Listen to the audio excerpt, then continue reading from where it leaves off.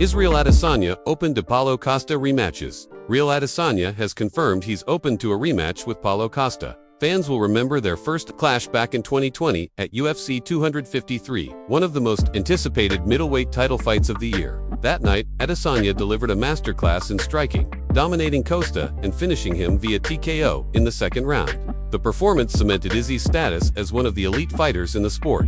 Since then, both fighters have experienced highs and lows. Adesanya successfully defended his belt multiple times, becoming one of the UFC's biggest stars. Costa, meanwhile, has faced a more turbulent path, dealing with weight cut struggles, cancelled fights, and inconsistent performances. Now, it seems the stage is set for a second chapter. While Adesanya has expressed interest in a rematch with Sean Strickland, the man who dethroned him, Strickland, has shown little enthusiasm for running it back. That's opened the door for a potential Costa rematch. Speaking about his recent return to training, Adesanya shared, "I sparred with Kamaru in Miami when Alexander Volkanovski got his belt back.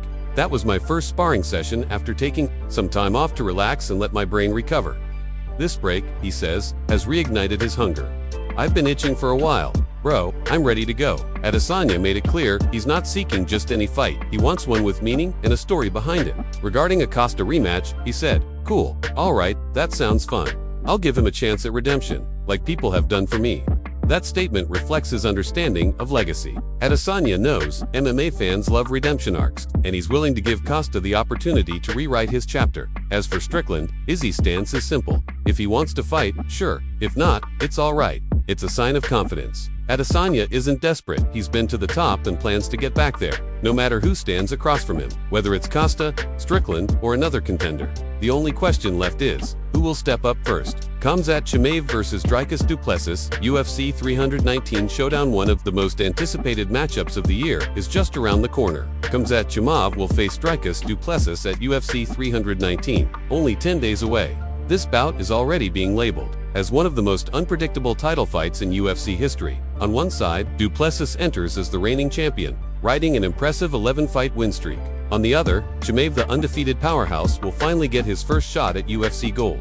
Both fighters have been making headlines in the lead-up to the fight. Chimov has been putting in intense work at the training lab, a facility known for pushing fighters to their limits in cardio and endurance. This is a deliberate choice. Chimov's cardio has been a known vulnerability, and if he's addressed it, he becomes even more dangerous. Duplexus, however, hasn't been holding back either.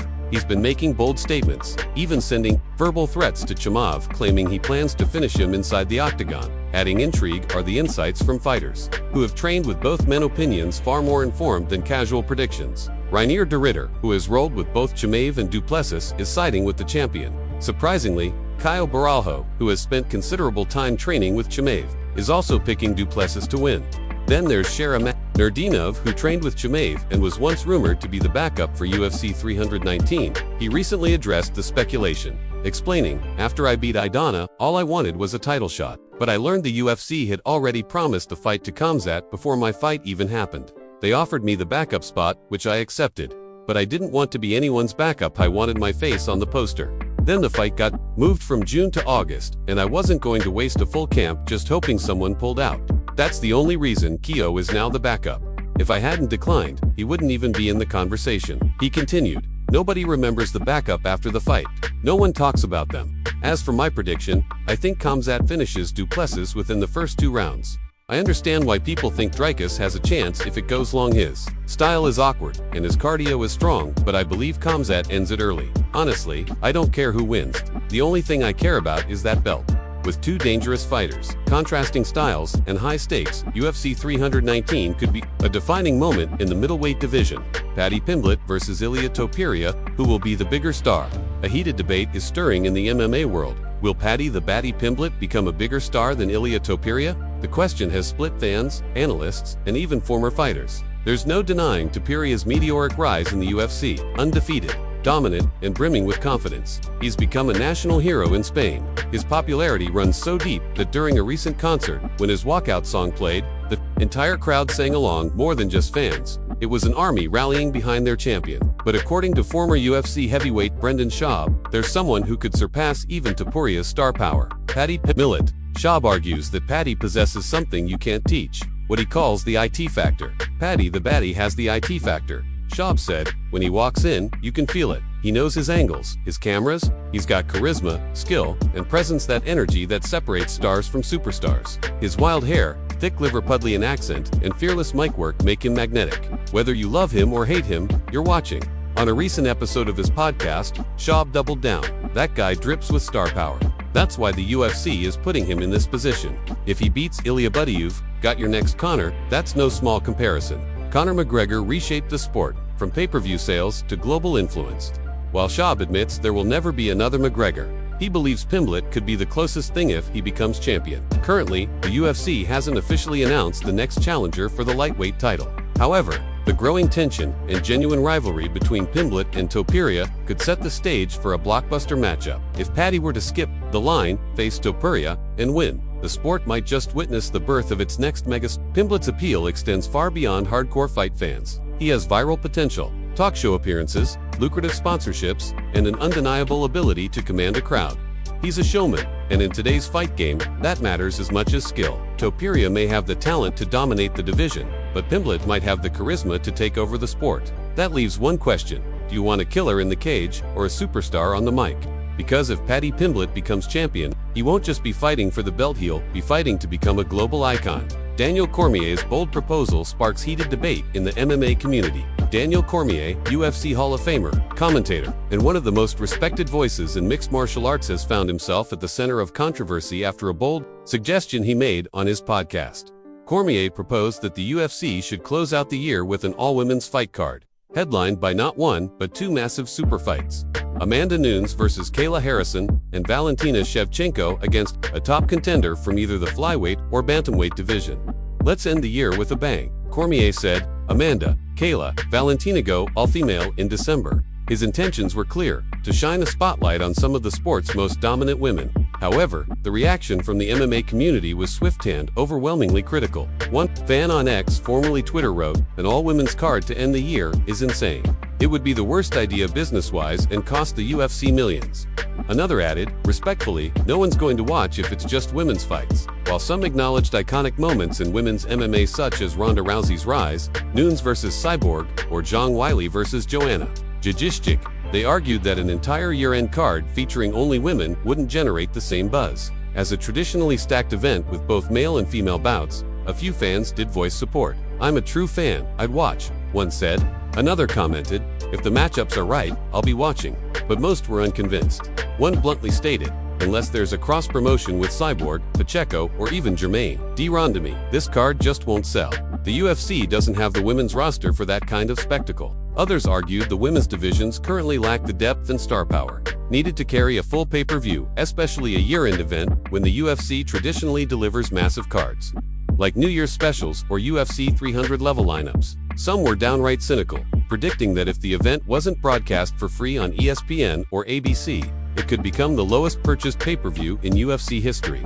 The question now is whether Cormier's pitch was a progressive, forward-thinking vision or an idea disconnected from the reality of UFC business and fan demand. Would an all-female card be a groundbreaking milestone for women's MMA, or a costly misstep? One thing is certain: the suggestion has sparked passionate debate, and if nothing else, it proves that conversations about women's representation in MMA are far from over. Kabib Nurmagomedov's blunt advice to Islam Makhachev: know when to walk away. In a recent press conference, UFC legend Khabib Nurmagomedov delivered a powerful and brutally honest statement that has the MMA world buzzing. Speaking about his protege and current UFC lightweight champion, Islam Makhachev, Khabib said he believes Islam has only a year and a half to 2 years left before he should step away from the sport entirely. "It's better to leave the sport before the sport leaves you," Khabib said. His message wasn't just directed at Makhachev, it was a universal truth about the unforgiving nature of a fighter's career. Khabib pointed out that Islam will turn 34 this October, and in his view, fighters should start preparing for retirement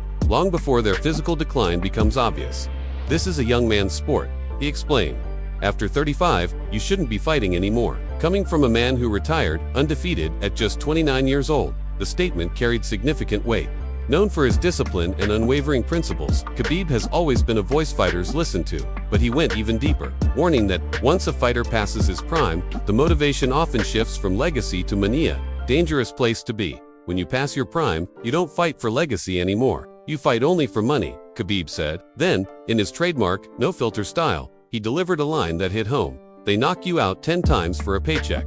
Go and work as an Uber driver. That's better than being seasoned inside the cage. It wasn't mockery, it was a stark warning about the toll that lingering too long in the sport can take on both body and mind. Khabib stressed that fighters must recognize the moment when their time is up. Allah gives you a prime. You must know when it ends. You have to finish before it finishes you. His comments reflect a philosophy he has lived by. Walking away at the peak of your career is far more powerful than chasing one last payday and risking unnecessary damage.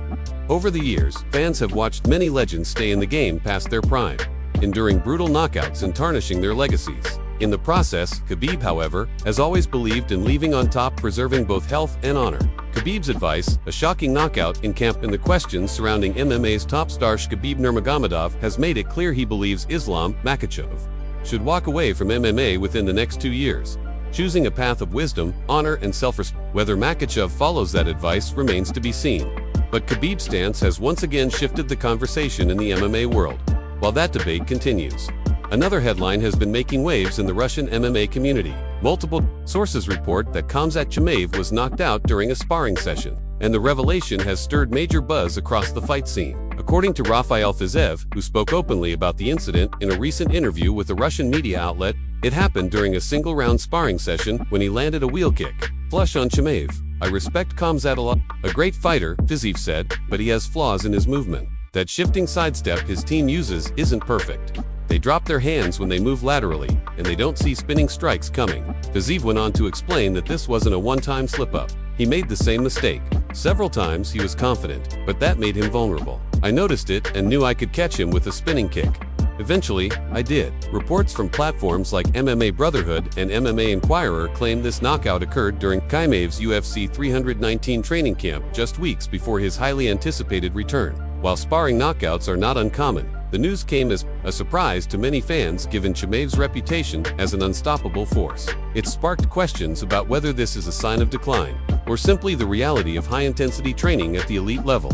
This story also arrives just days after Khabib's remarks about Makuchev's potential retirement, meaning two of Dagestan's most dominant figures are making headlines for very different reasons. Naturally, fans are wondering, are these once invincible warriors finally showing cracks? Or is this just the brutal nature of the sport? Even the greatest fighters have off days.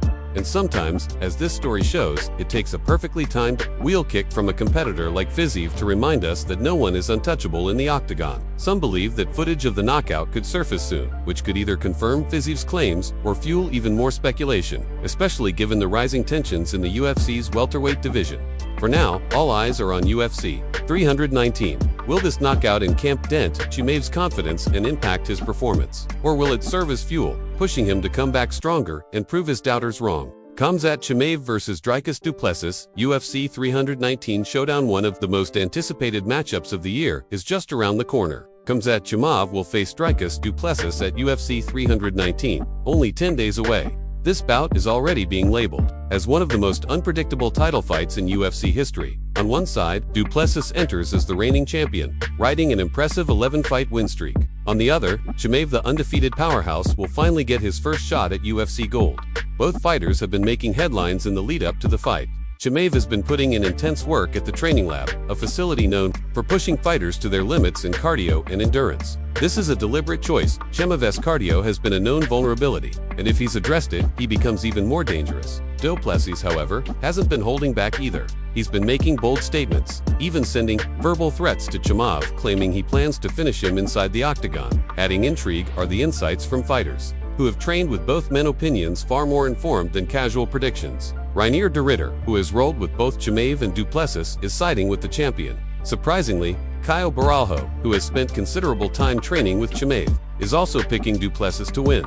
Then there's Sharam Nurdinov, who trained with Chimov and was once rumored to be the backup for UFC 319. He recently addressed the speculation, explaining, "After I beat Idana, all I wanted was a title shot. But I learned the UFC had already promised a fight to Kamzat before my fight even happened. They offered me the backup spot, which I accepted. But I didn't want to be anyone's backup. I wanted my face on the poster.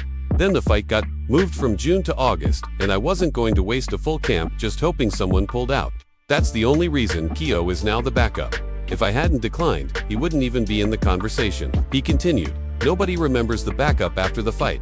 No one talks about them. As for my prediction, I think Kamzat finishes Duplexus within the first 2 rounds. I understand why people think Drikus has a chance if it goes long. His style is awkward, and his cardio is strong, but I believe Kamzat ends it early. Honestly, I don't care who wins. The only thing I care about is that belt. With 2 dangerous fighters, contrasting styles, and high stakes, UFC 319 could be a defining moment in the middleweight division.